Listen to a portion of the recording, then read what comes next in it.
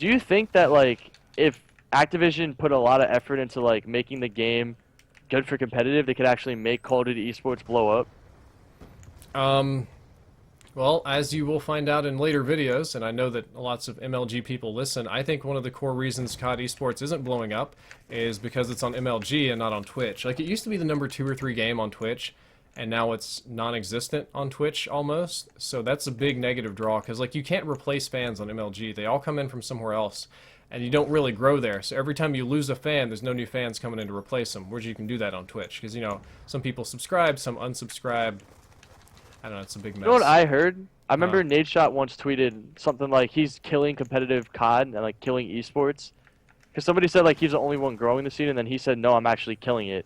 And he like didn't say it on Twitter as to why he was killing it, but he said something like, or at least somebody told me that since Nadeshot signed the contract on MLG, everyone else signed it too. So like since he was the first one to do it, and if he didn't sign with MLG, then no one else would have signed with MLG, which means that COD would have still been on Twitch.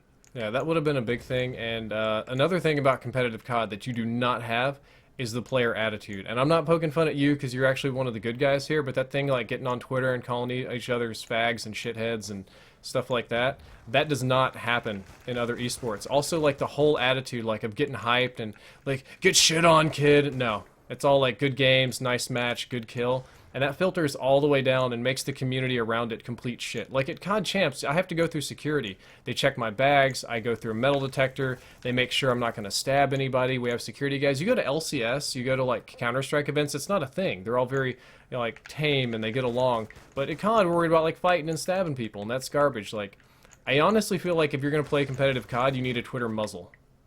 Yeah. And I don't People, even mean that because I'm against free speech, but I mean if you want the scene to do well, people are going to have to shut the hell up. and it's almost impossible to do that because people are going to use freedom of speech. People are going to say what they want to say, like immature people at least. People that don't care about growing the scene. People that don't care about their reputation. Yeah, I wouldn't. So I'm not a team. Oh, I guess I own Envy in a sense, but I'm not a manager. Well, so I got this guy that just follows me around everywhere I go.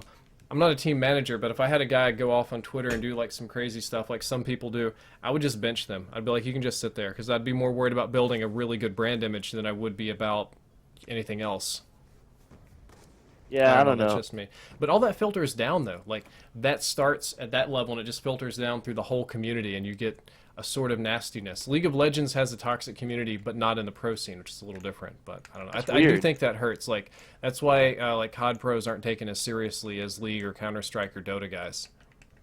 Do you think that like if the game was still on Twitch, the viewership would be like ridiculously high at this point?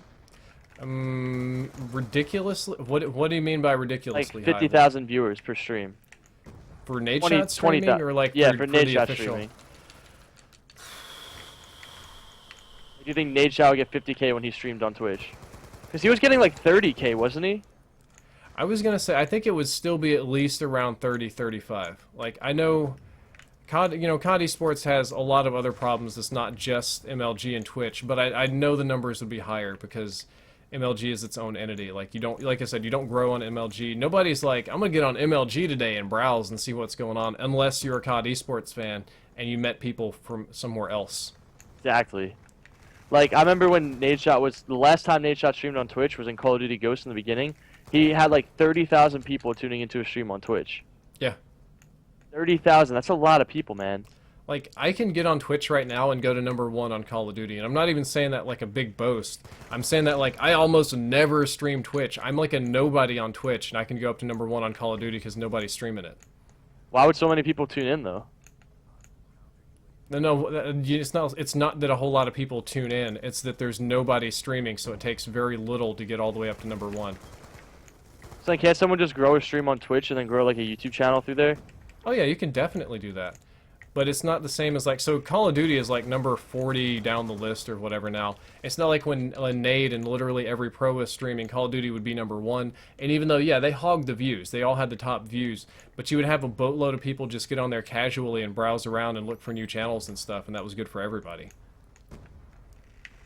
Especially now, Twitch is way bigger now than it was then. Like, my gosh, Twitch has grown so much.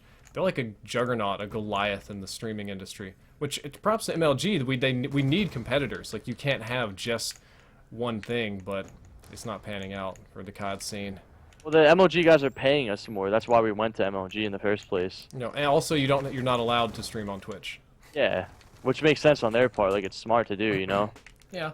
No, the CPMs are bananas. Like, their CPM and their advertisement model is crazy, with the exception of the fact that you're required to run way more ads, which is annoying.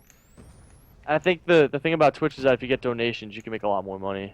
Oh, well, very true. Like, I probably shouldn't say this too much in my own video. People get funny about money, but I made way more on donations than I ever made on actual CPM. Which is how it always is gonna be. Yeah. I feel.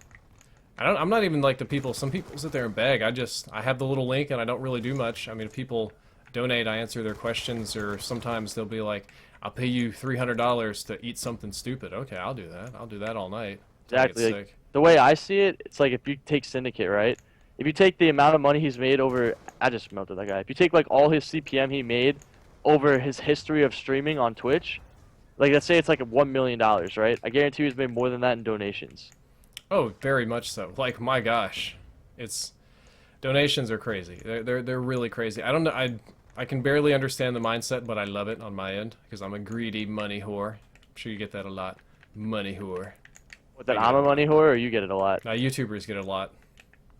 I think Rain made a rant video talking about being like a money whore and YouTuber, and he basically said like, this is the analogy he said, and I agree with this a lot.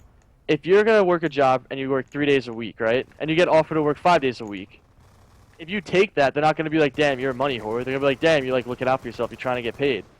Yeah. If you're trying to make YouTube videos, and instead of doing 1 upload a day, you do 2 uploads a day. What's the difference? Like, what's the difference between that? There's none. Like, why would that make you a money whore?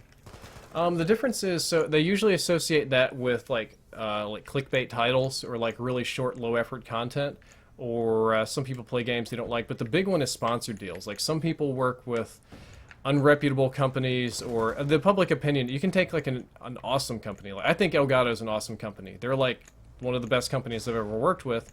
But regardless of that, some people still don't like them for some like random reason, because they just hate that company. And if you associate with them, then you are the bad guy. You are associating with a known evil for money and like morally corrupt, like truly selling out, and that's where it comes from. Yeah.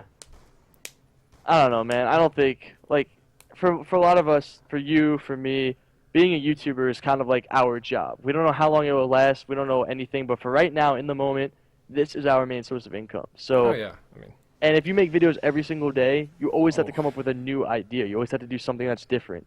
Something that's entertaining. Every single day, man. So, people, I don't know, man. Like I'm not doing that bad, and I think I'm doing pretty okay, and I think my content isn't like that dry or stale. But for some people to say like you're a money whore if you just make more videos, or you're a money whore, I don't understand it. Like if you're also such a lot of kids, like people that don't have bills to pay.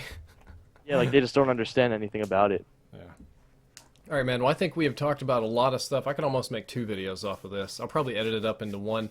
Do you want to do an outro for us? On my channel, man, if you've never seen Face Censor, I got his link down there in the description. First one, you can click it, check out the content. If you enjoy it, subscribe.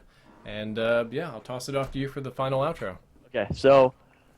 Alright, so guys, like I said before, this is a little bit of a different type of a video. Drift0r played Black Ops 3, and he was just spitting knowledge on me the entire time. He wanted me to react to it, but I told him, dude, I can't just react and like make a dramatic reaction about something if I don't feel dramatic about it. Honestly, as Drift0r was talking, I was just sitting there soaking in all the knowledge and playing the game. So I hope you guys take that into consideration a little bit. I hope you guys learned something about Black Ops 3, and let me know in the comments down below what you guys think of Black Ops 3. Drift0r, is there anything you want to say before I close out the video? Nah, man, I'm good. I'll just say Drift0r out.